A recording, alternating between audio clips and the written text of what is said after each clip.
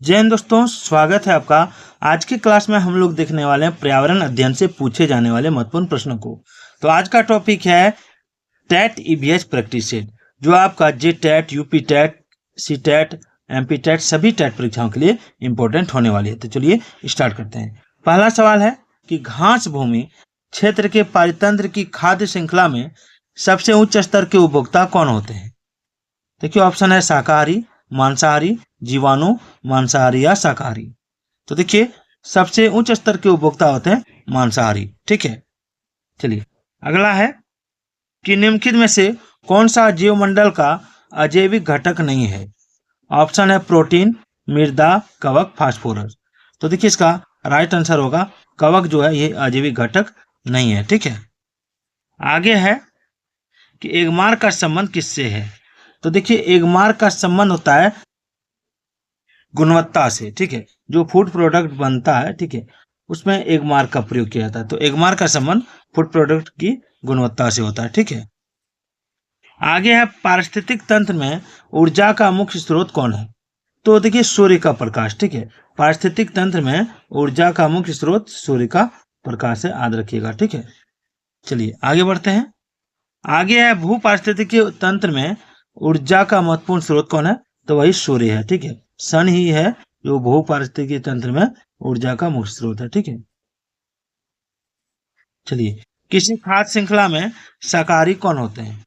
तो देखिए, खाद्य श्रृंखला में प्राथमिक उपभोक्ता जो है वो शाकाहारी होते हैं। ठीक है, उत्पादक नहीं, उपभोक्ता। ठीक है, चलिए जब मोर सांप को खाता है, ठीक है, इसको थोड़ा छोटा कर, हाँ, जब मोर सांप को खाता है और सांप कीड़ों को खाता है और कीड़े हरे पौधे को खाते हैं, तो मोर का पोषण तल क्या है?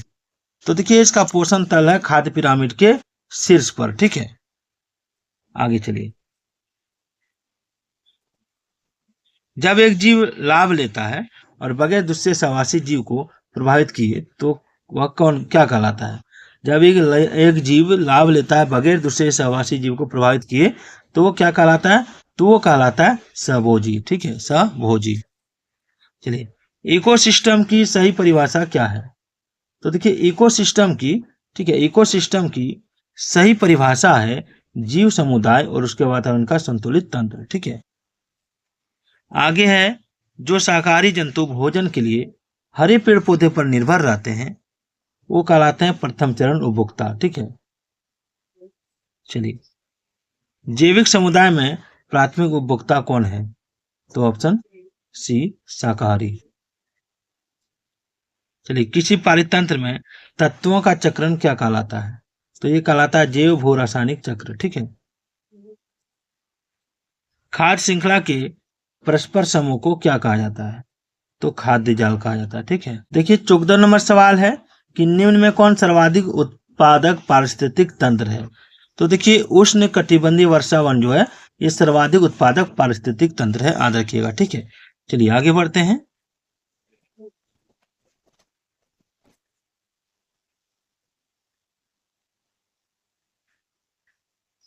अगला है पर्यावरण की परिभाषा क्या है? तो देखिए, पर्यावरण की परिभाषा है एबायोटिक एवं बायोटिक घटक को मिला के पर्यावरण की परिभाषा दी जाती है। ठीक है, चलिए अगला निम्नलिखित में से किस एक प्राणी को किसान का मित्र कहा जाता है? तो देखिए, इसका आंसर होगा केंचुआ। अगला है निम्नलिखित में कौन द्वितीय श्रेणी का उपभोक्ता है? तो द्वितीय श्रेणी का उपभोक्ता सांप है। ठीक है, प्रथम श्रेणी का शाकाहारी होता है। प्रथम श्रेणी का आपका हाथी है और बकरी है। ठीक है, कृत्रिम वर्षा के लिए मेघ बीजन के लिए प्रयुक्त रसायन कौन सा है? तो देखिए, इसका राइट आंसर है सिल्वर आयोडाइड। चलिए, अन्य मृत जंतुओं पर निर्वाह करने वाले प्राणी को क्या कहते हैं? तो देखिए, इसको कहते हैं स्कैवेंजर। पारिस्थितिक तंत्र का उदाहरण क्या है? तो देखिए, पारिस्थितिक तंत्र का इसमें उदाहरण आ जाएगा तालाब, क्योंकि इसमें जीव जंतु, ठीक है, जलमंडल के भी जीव जंतु, थलमंडल के भी जीव जंतु सब उसमें जाते हैं। चलिए, निम्नलिखित में से जैव घटक कौन है? तो देखिए, जैव घटक आपका पादप होता है। ठीक है, पृथ्वी का अपमार्जक कौन है? तो देखिए पृथ्वी का अपमार्जक है जीवाणु व कवक, ठीक है। चलिए अगला है कि कौन जीवीय कारक नहीं है। तो देखिए एक मिनट। सवाल है कौन जीवीय कारक नहीं है। तो देखिए इसका राइट आंसर होगा चट्टान, ठीक है। चलिए आगे बढ़ते हैं। हमारे पर्यावरण में किस गैस का सबसे अधिक सौंदर्य है। तो देखिए हमारे पर्यावरण में सबसे अधिक नाइट्रोजन गैस है, ठीक है, 78% है, और ऑक्सीजन 21% है। चलिए अधिक मेढक एक टिड्डे को खाता है तो ऊर्जा का हस्तांतरण किधर होता है, कैसे होता है। देखिए यदि एक मेढक एक टिड्डे को खाता है तो ऊर्जा का हस्तांतरण प्राथमिक उपभोक्ता से द्वितीयक उपभोक्ता की ओर होता है। हमारे पर्यावरण को बचाने के लिए 3 प्रकार के आहार क्या है।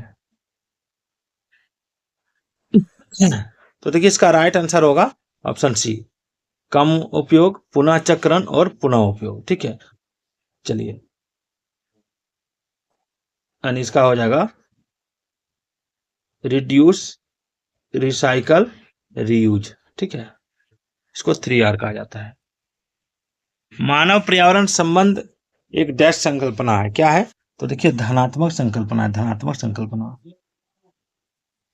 आगे निम्न में से पृथ्वी पर कौन सा पारिस्थितिक तंत्र सबसे बड़ा है। तो सबसे बड़ा पारिस्थितिक तंत्र है समुद्र।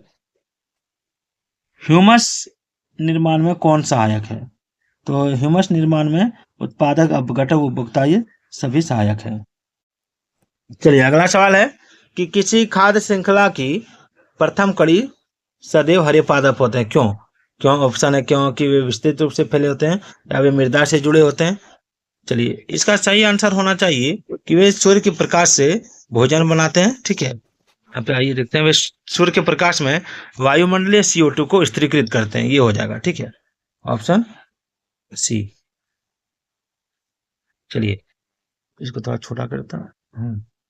पर्यावरण के उद्देश्य पर्यावरण जागरूकता को बढ़ावा देने के उद्देश्य से निम्न में से कौन सी प्रतियोगिता का आयोजन किया जाता है। तो देखिए इसको कहा जाता है ग्रीन ओलंपियाड, ठीक है, ऑप्शन ए। पर्यावरण अपघटन के कारण उत्पन्न होने वाले परिणामी खतरों में शामिल कौन होते हैं। तो बाढ़ एवं सूखा, ठीक है। चलिए इनमें से कौन एक पर्यावरण समस्या नहीं है। तो देखिए पर्यावरण समस्या नहीं है जल का संरक्षण। आगे स्कूलों में पर्यावरण के प्रति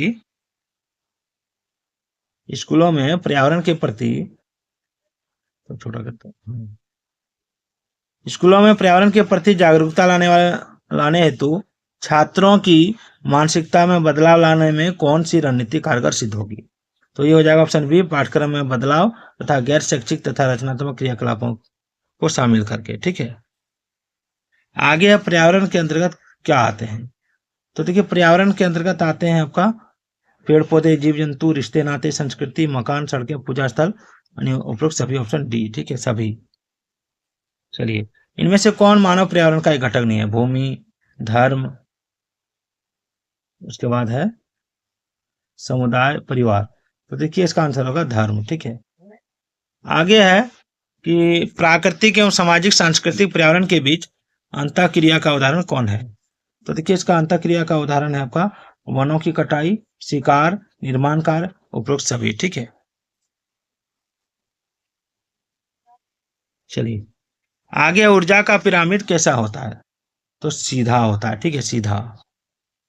चलिए एक पोषण स्तर से दूसरे पोषण स्तर पर ऊर्जा का कितना भाग स्थानांतरित होता है।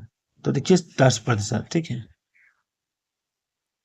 चलिए प्राकृतिक पर्यावरण के प्रमुख घटक कौन है। तो देखिए प्राकृतिक पर्यावरण के प्रमुख घटक हैं सभी जीव, भू आकृतिक कारक, जलवायु कारक, यानी ये सभी, ठीक है। पारितंत्र में ऊर्जा का प्राथमिक स्रोत कौन है। तो देखिए इसका राइट आंसर होगा सूर्य का प्रकाश।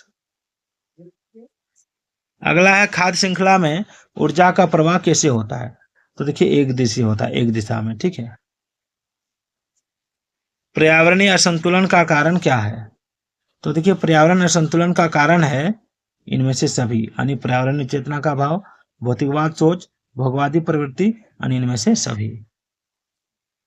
आगे निम्न में से कौन सा पर्यावरण अध्ययन का घटक नहीं है?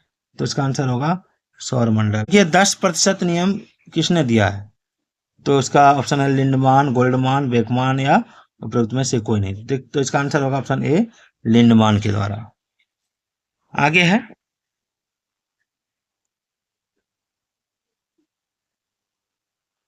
पर्यावरण एक स्रोत है, ठीक है।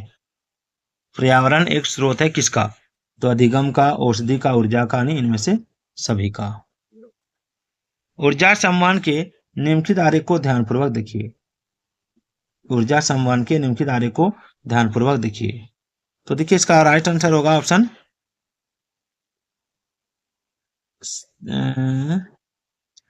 सूरज, बकरी, मनुष्य, ठीक है, ऑप्शन सी। उपयुक्त तारीख के आधार पर कौन सा विकल्प सही होगा? तो सूरज, बकरी, मनुष्य, ठीक है। चलिए सूरज हो जाएगा 1 नंबर, बकरी 2 नंबर, मनुष्य 3 नंबर, यही मनुष्य 5 नंबर। चलिए जैविक पर्यावरण में शामिल कौन होता है?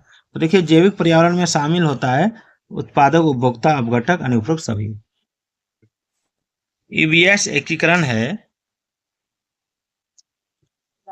ईवीएस एकीकरण है किसका? तो देखिए ईवीएस एकीकरण है विज्ञान, सामाजिक अध्ययन और पर्यावरण शिक्षा का।